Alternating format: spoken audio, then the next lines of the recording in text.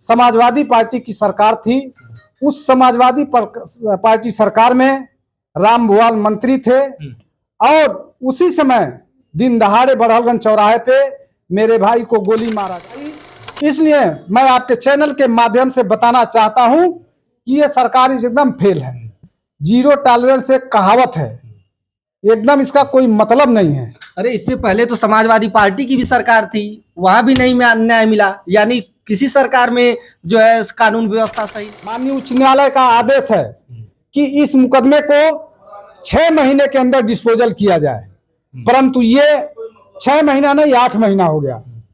8 महीने के बाद भी ये माननीय न्यायालय की धज्जियां किस तरह से उड़ाई जा रही है माननीय उच्च न्यायालय का, आप देख सकते हैं। जो आज कॉन्फ्रेंस हम लोग कर रहे हैं उनके तक पहुंचे और मैं उनसे अनुरोध करूंगा कि अपने पुलिस प्रशासन को वो दिशा निर्देश दे, बड़हलगंज यस्सो उनको गिरफ्तार करके जेल। प्रदेश के पूर्व मंत्री एवं सुल्तानपुर के समाजवादी पार्टी के सांसद राम भुआल निषाद की गिरफ्तारी को लेकर के आज बता दें कि गोरखपुर के दारा सिंह निषाद जी जो है जब प्रेस कॉन्फ्रेंस कर रहे हैं, उनकी गिरफ्तारी को लेकर के आखिर प्रेस कॉन्फ्रेंस क्यों किया जा रहा है। और बता दें कि एमपी एमएलए के द्वारा 16 बार इनको गिरफ्तारी का वारंट जारी होता है सुल्तानपुर के सांसद राम भुआल निषाद के खिलाफ, लेकिन उनको गिरफ्तार अभी तक नहीं किया गया है, जिसको लेकर के आज जो है प्रेस कॉन्फ्रेंस ये कर रहे हैं। इन्हीं से हम बातचीत करेंगे कि क्या कुछ पूरा मामला था और उस मामले को लेकर के जो है एमपी एमएलए कोर्ट ने जो है गिरफ्तारी का वारंट जारी करती है। तो क्या कुछ पूरा मामला था, उस पूरे मामले को थोड़ा सा बताइए हमारे दर्शकों को। सबसे पहले मैं आपके दर्शकों को और आपके चैनल को धन्यवाद देता हूं कि आपने इस मुद्दे को उठाने का काम किया।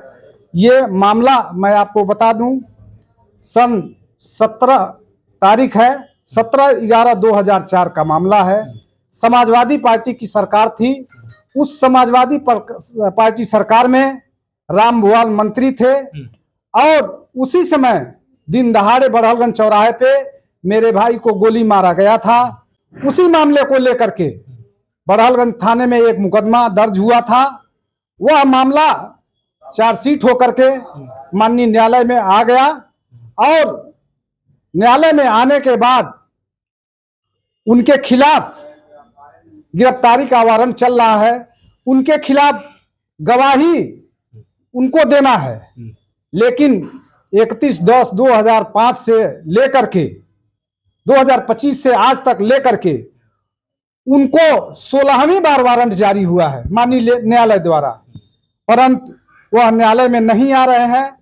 इसलिए मैं आपके चैनल के माध्यम से ये वरिष्ठ पुलिस अधीक्षक को सूचित करना चाहता हूं कि बड़हलगंज या सच्चों को दिशा निर्देश देवें कि उनको पकड़ करके जेल भेजने का काम करें ताकि न्यायालय का काम पूरा हो सके।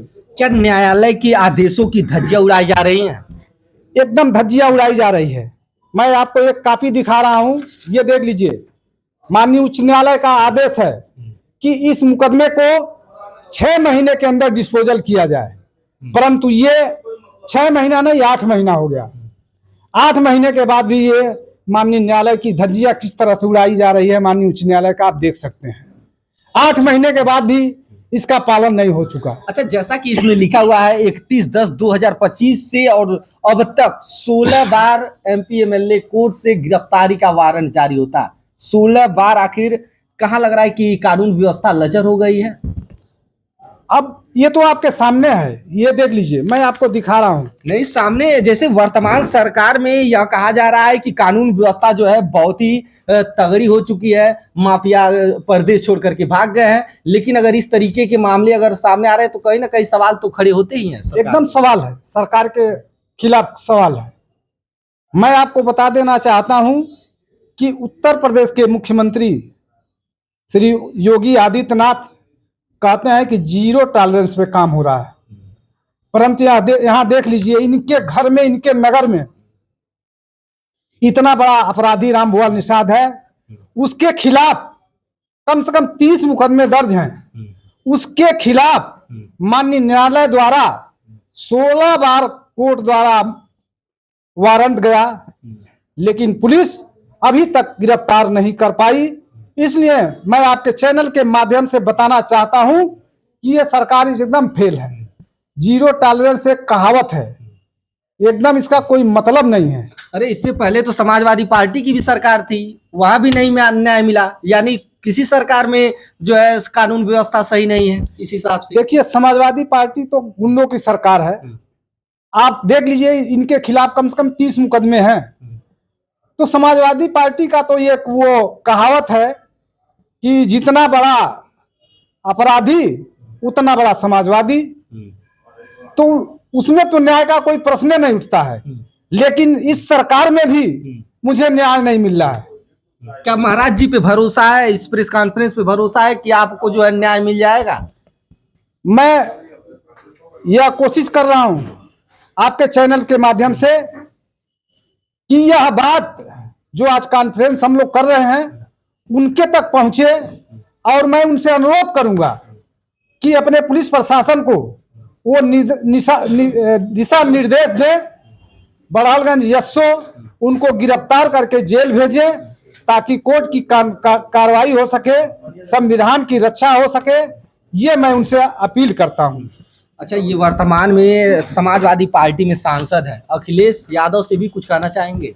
मैं अखिलेश यादव से ये भी कहना चाहता हूं कि चुनाव के समय वो संविधान की कापियां लेकर के घूमते हैं और कहते हैं कि यह देश संविधान से चलेगा, लेकिन इन्हीं पार्टी का ये सांसद है, माफिया है, गुंडा है। ये सांसद उन्हीं के पार्टी से है, और देख लीजिए किस तरह से कानून की धज्जियां उड़ा रहा है। इसलिए माननीय अखिलेश जी को उनको अपने पार्टी से निकाल देना चाहिए और उनकी गिरफ्तारी हो सके। यही मैं उनसे निवेदन करना चाहता हूं। तो आप देख पा रहे हैं दारा सिंह निषाद हैं, जिनका यह कहना है कि 2004 में जो है इनके भाई के ऊपर बड़हलगंज में दिन दहाड़े जो है गोलियां चलाई गई, और उसके बाद इनको भी जो है किडनैप किया गया। ठीक है, और क्या कहना चाह रहे हैं? मैं एक बात मैं आपको बताना चाहता हूं। माननीय उच्च न्यायालय का एक सर्कुलर जारी है कि जितने भी एमपी एमएलए के मुकदमे हैं, डे बाय डे लगा करके 1 साल के अंदर उसका निस्तारण किया जाए। परंतु यहाँ तो 2004 का घटना है और ये 2026 चल रहा है। आप जोड़ लीजिए 2004 से 2026 तक 22 साल हो गए, 22 साल टोटल, लेकिन अभी तक हमको न्याय नहीं मिला। तो ये माननीय न्यायालयों का तो धज्जियां उड़ा रहे हैं, लेकिन अपने यहाँ इस सरकार में रह करके भी इस सरकार की भी धज्जियां उड़ाने का काम कर रहे हैं। तो कोर्ट क्या ऐसे अधिकारियों पे जो लापरवाही कर रहे हैं उन पे नहीं कोर्ट में उनको बुलाया जाना चाहिए, उन पे नहीं कार्रवाई होनी चाहिए?